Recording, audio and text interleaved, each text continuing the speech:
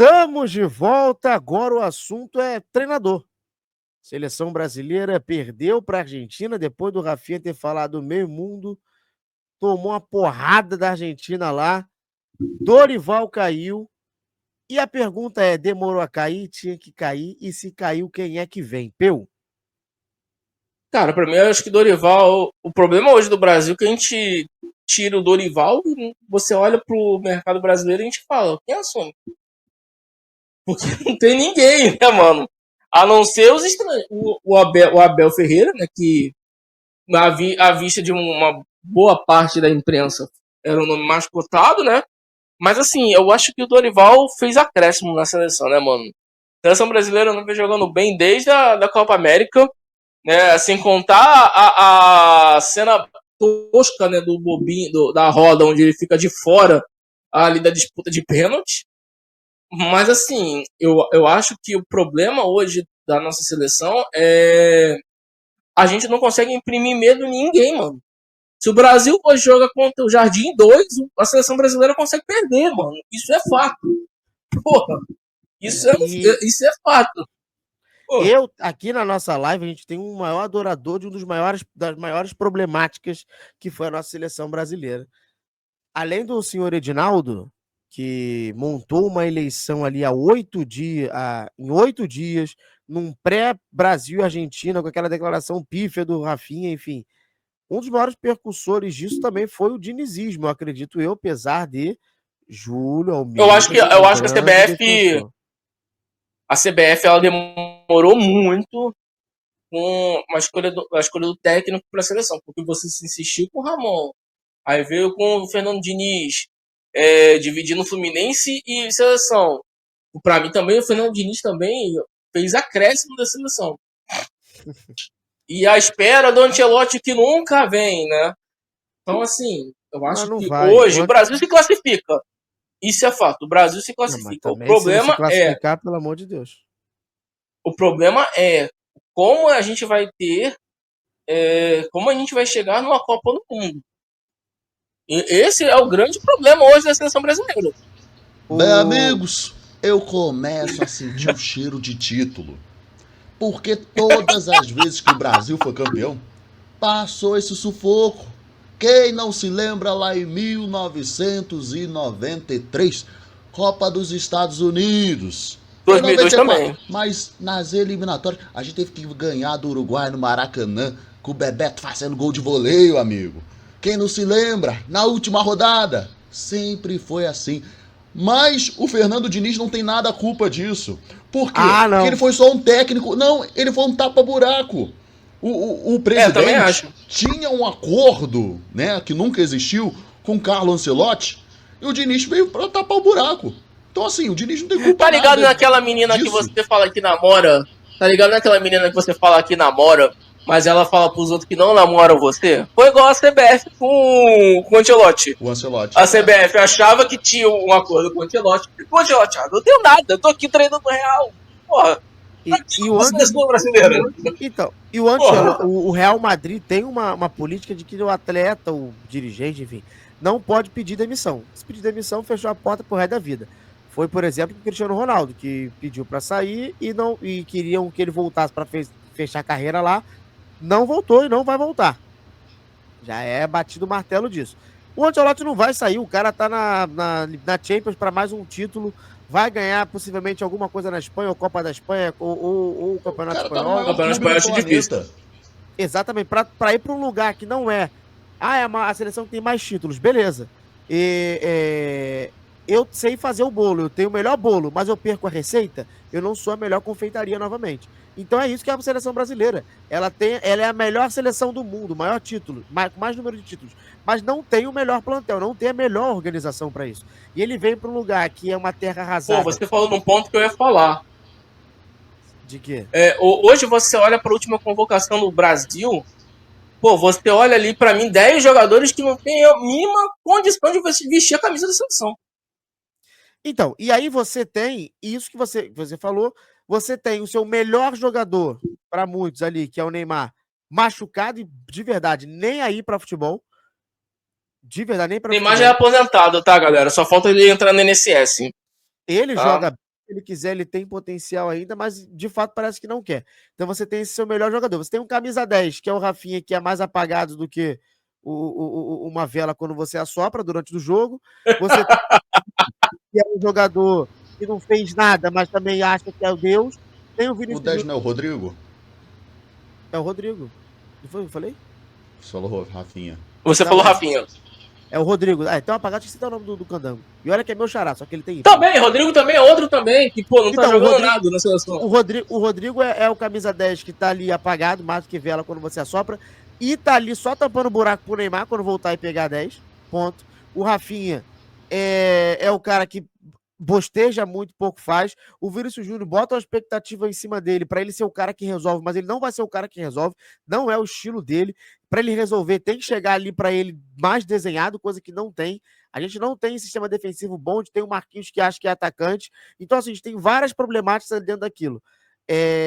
E o cara não vai vir E outra, largar. o Dorival queimou o Murilo, tá?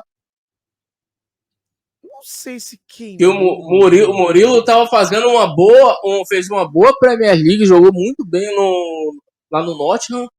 E jogou muito bem, inclusive, aqui no Corinthians também. E assim, o Murilo completamente perdidaço no jogo. E estrear num jogo daquele ali, meu irmão, é foda, tá? Então, mas você pega também o Wesley. O Wesley jogou muito bem no jogo anterior, foi muito bem elogiado, muito bem falado. Chegou contra a Argentina comandando o jogo, e não o Brasil comandando o jogo. Já era, vai perder. Porque a organização eu comando o jogo.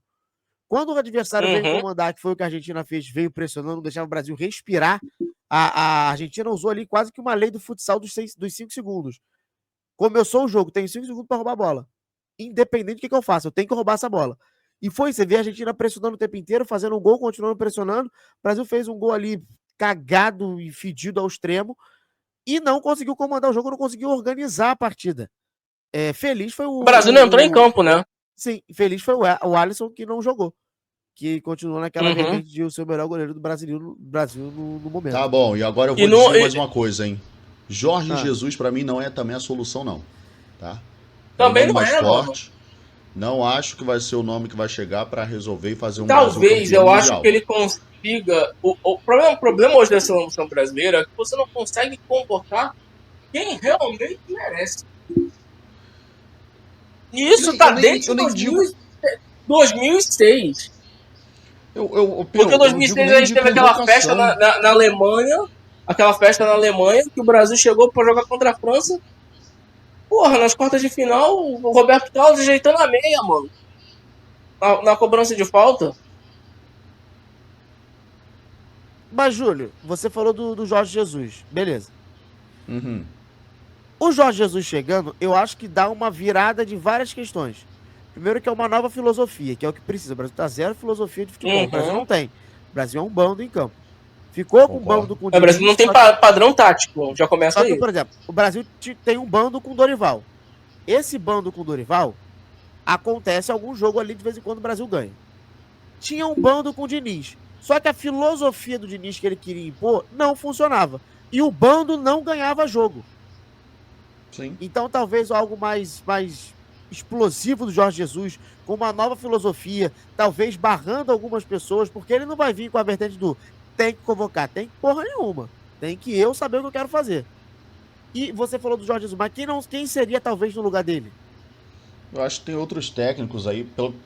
O meu favorito dos nomes que já foram ventilados, pra mim é o Mourinho. Pra mim, José Mourinho. Eu preferi o Abel. Foram ventilados, entendeu? Porque, vamos lá, eu acho que o Jorge Jesus, no Brasil, futebol brasileiro, o que ele fez foi sensacional. Isso daí ninguém tem dúvida disso. Agora, se você for pegar os resultados do Jorge Jesus nos clubes europeus que ele passou, irmão, o que o cara ganhou? Sim, mas aí... Só uma supertaça de Portugal pelo Benfica, eu acho. Então, mas vamos lá. O Mourinho tem uma outra problemática também. O Mourinho, ele é igual o Ancelotti no momento, só que em outro país. O Fenerbahçe está numa ascensão de reformulação de títulos, de elenco, de equipe, de montagem de tudo, que o Mourinho está dentro desse projeto. Ele não vai abandonar esse projeto que está dando certo, que ele entrou para melhorar, que está dando certo e que, de fato, não compensa ele vir para o Brasil, por exemplo. Não sei, dependendo da proposta, às vezes Mas compensa. peraí, vamos lá. É mais fácil você sair do Fenerbahçe do que do Real Madrid. Depende, se for pensar por isso, é mais fácil o Rogério Ceni sair do Bahia e ir para a seleção brasileira. E não é. Mas você botar Rogério Ceni na seleção é a mesma coisa você insistir com o mesmo erro Eu do te pneu. dando exemplo dos nomes que são Entendi. ventilados. Uhum. Eu tô analisando. Mas, pra mim, hoje no Brasil, no currículo, eu ainda prefiro o Abel Ferreira, porque o Abel Ferreira já conhece o futebol brasileiro, já conhece como que tá aqui, e eu acho que o Abel não iria baixar a cabeça para muitas coisas do qual a CBF impõe para os técnicos que estão comandando a seleção. Mas eu acho que ele não entra nessa brincadeira, o Abel, de forma. Por conta disso. Ele é ventilado mais ou menos, nem muito. Porque assim, ele vai ferrar o Palmeiras e é uma briga talvez que o Edinaldo não queira comprar no momento. Mas aí vamos supor, eu vou dar um ponto aqui que acho que vocês dois talvez não gostem da pessoa que eu vou falar. Mas na época, os últimos 3 técnicos antes do Tite foram técnicos do Corinthians. O Mano tava no Corinthians e o Tite também tava. E foram lá, cataram o Mano e foda-se pro Corinthians, ninguém queria porra nenhuma. Se o Abel estivesse hoje no Corinthians, ele ia catar o Abel hoje no Corinthians e foda-se o time. Fala, João. Não, o que eu vejo é um desencontro entre o próprio Abel Ferreira e a CBF. Eu vejo o Abel hoje como um crítico da CBF. Só você ver, ele tá sempre reclamando de arbitragem, sempre falando contra a CBF. Isso e às vezes com razão. Eu acho que o próprio Edinaldo não gostaria de ter o Abel como técnico, entendeu?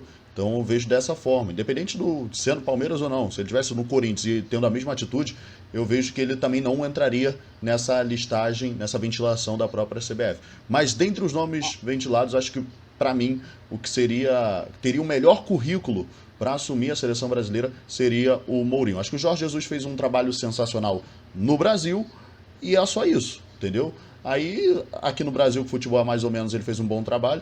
E também lá na Arábia Saudita, no Al Hilal, não é isso? Al Hilal. E aí a gente entra numa outra vertente. O Neymar já falou que com o Jorge Jesus fica uma coisa mais complicada. Mas ele não tá lá, ele não tá, entendeu? Mas eu vou falar um nome aqui que ninguém falou e que já vem com um técnico auxiliar, que é o nosso eterno Vitor Pereira, que lá vem com a sogra como auxiliar técnico. Se a sogra dele passar Pereira mal, aí diz que o Brasil não ganha nada. A sogra dele a gente tinha mais um assunto aqui para esse tema, a gente joga pro próximo programa. Você que deixa o like, se inscreva, compartilha com a galera, finge que é fofoca e espalha pra geral. Valeu!